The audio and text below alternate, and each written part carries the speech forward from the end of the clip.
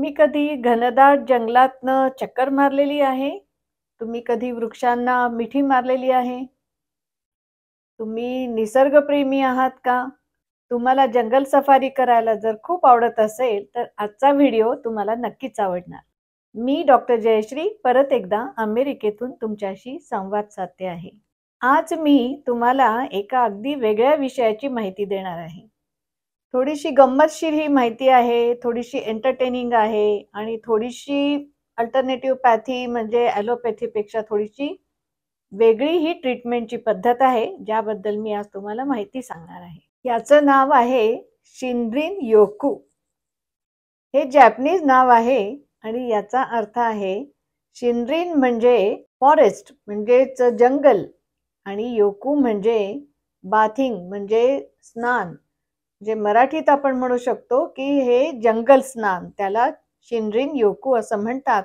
आणि इंग्लिशमध्ये जर सोपं त्याचं ट्रान्सलेशन करायचं असेल तर त्याला फॉरेस्ट बाथिंग असं सुद्धा म्हणलं जातं.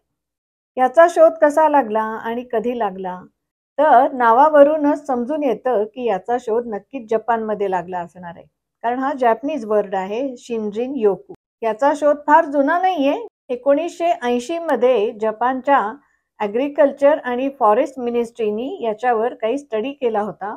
यावर पुष्कळ रिसर्च केल्या गेले आणि असं निदर्शनास आलं की फॉरेस्ट बाथिंग जर रेग्युलर केलं तर त्या व्यक्तीमध्ये सायकोलॉजिकली आणि फिजिओलॉजिकली सुद्धा खूप पॉझिटिव्ह इफेक्ट्स आढळून येतात. तर हे कोणते इफेक्ट्स आहेत आणि त्याचा फायदा काय होतो आणि ते कसं करायचं, हे आता मी तुम्हाला थोडक्यात सांगणार आहे. नावावरूनच हे सिद्ध होतंय की तुम्हाला यासाठी जंगलात जावं लागेल. तुम्ही राहता त्या गावाच्या आजूबाजूला जर कुठलं जंगल असेल, दाट जंगल, तर अशा ठिकाणी तुम्ही जायचं. आणि हे ट्रेकिंग किंवा आपण रेग्युलर वॉकिंग करतो तसं हे वॉकिंग नाहीये. तर फॉरेस्ट बाथिंगमध्ये काय करायचं असतं की अगदी हळूहळू तुम्ही चालायला सुरुवात करायची. म्हणजे अगदी रमत गमत असं म्हणलं तरी हरकत नाही. आणि येस, याच्यापूर्वी एक कंडिशन आहे. तुम्ही आपले सगळे मोबाईल किंवा जे इलेक्ट्रॉनिक सगळे डिव्हाइसेस आहेत ते घरी सोडून द्या.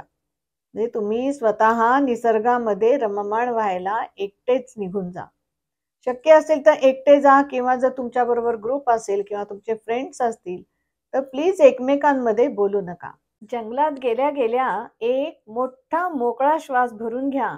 छान असं डीप ब्रीदिंग करायला सुरुवात करा. त्यामुळे तुमच्या चित्तवृत्ती ताबडतोब प्रफुल्लित होतील, हे नक्की.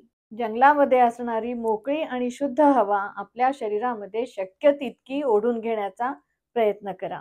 आपले 5 सेन्सेस कान, डोळे, नाक, जीभ आणि स्पर्श या सगळ्याचा वापर तुम्ही जंगल स्नानामध्ये करा. की सूर्यप्रकाशाचे जे कवडसे पडतात आणि पानांची सुंदर नक्षी जी जमिनीवर तयार होते ती बघा, त्याचा आस्वाद घ्या. कानाने तुम्ही एक पानांची सळसळ ऐकू शकता किंवा त्याच्यामध्ये असणारे पक्षी आहेत, प्राणी आहेत, त्यांचे सुंदर आवाज आजूबाजूला येत असतात. नॅचरल काही आवाज, दूर जर काही नदी असेल किंवा ओढा असेल तर त्याचा खळखळ खळखळ आवाज येत असेल तर त्या सगळ्याचा आस्वाद घ्या आणि अगदी मस्त एन्जॉय करा.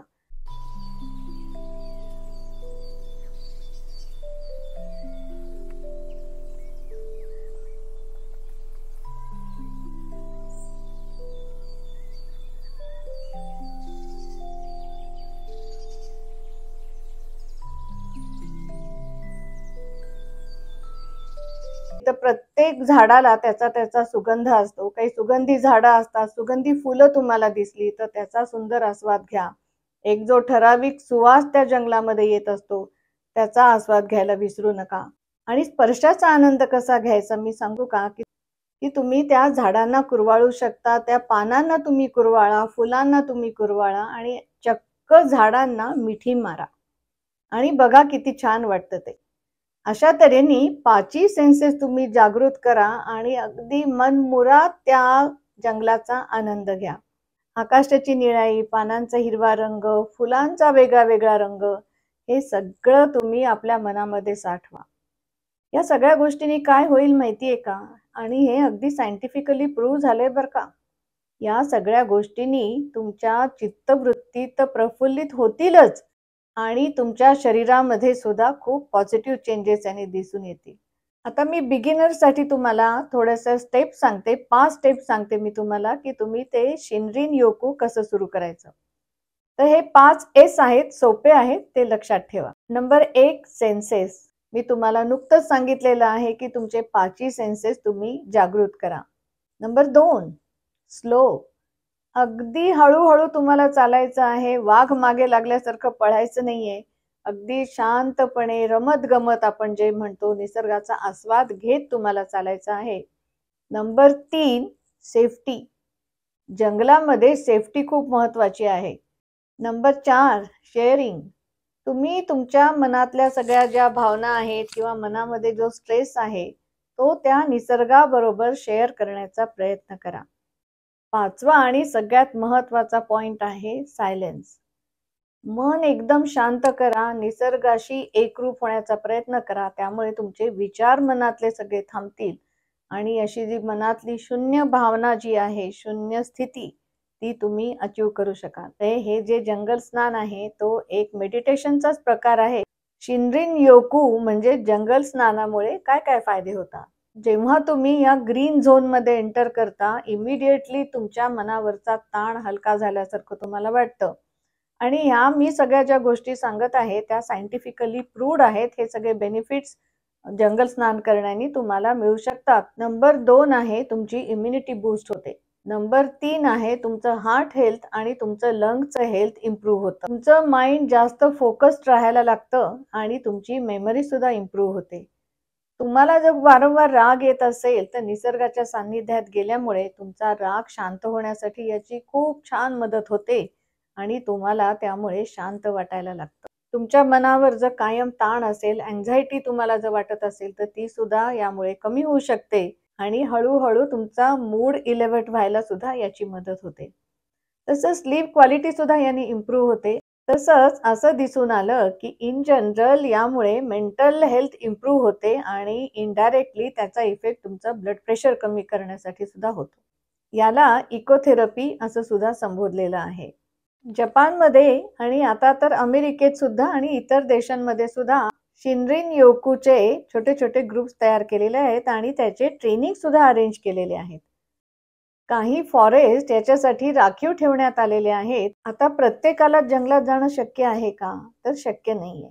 तुमच्यापैकी खूप जण मोठ्या मोठ्या शहरांमध्ये राहत असतात, क्राउडेड प्लेसेसमध्ये राहत असतात की जिथे अक्षरशः जंगलाचं नामोनिशाण सुद्धा दिसणार नाही. मग अशा वेळेस तुम्ही काय करायचं? सेम इफेक्ट मिळण्यासाठी तुम्हाला काय दुसरा उपाय करता येईल? तर तुम्ही एक 2-3 उपाय यामध्ये करू शकता. तुमच्या घरातली एक खिडकी अशी शोधा की ज्याच्यामधनं तुम्हाला छान काही झाडं दिसतील किंवा हिरवळ दिसेल आणि त्या खिडकीजवळ बसून रोज तुम्ही मनामध्ये मी जे तुम्हाला एक्सरसाइज सांगितला त्याची उजळणी करा. थोडक्यात त्याच्याकडे बघून तुम्ही मेडिटेशन करा आणि सगळा त्याचा छान 5ही सेन्सेसनी त्याचा आस्वाद घ्या. किंवा तुमच्या घरामध्ये तुम्ही ज्या खोलीमध्ये मेडिटेशन करणार असाल तिथे एक सुंदर झाड ठेवा, हिरवंगार एक झाड ठेवा आणि तुम्ही जितकं निसर्गाच्या जवळ जाल तितकं तुमचं मानसिक आरोग्य सुधारेल आणि त्यामुळे इनडायरेक्टली तुमचं शारीरिक आरोग्य सुद्धा सुधारायला मदत होईल. तर फ्रेंड्स, आशा करते आजचा माझा शिनरिन योकूचा व्हिडिओ तुम्हाला आवडला असेल. माझे व्हिडिओ जर तुम्हाला आवडत असतील तर प्लीज माझ्या चॅनलला सबस्क्राईब करायला विसरू नका आणि शेअर आणि लाईक करायलाही विसरू नका. तर भेटूया अशाच एका पुढच्या माहितीपूर्ण व्हिडिओमध्ये. तोपर्यंत आपली आणि आपल्या कुटुंबियांची छान काळजी घ्या. स्वस्थ रहा, मस्त रहा. Bye bye.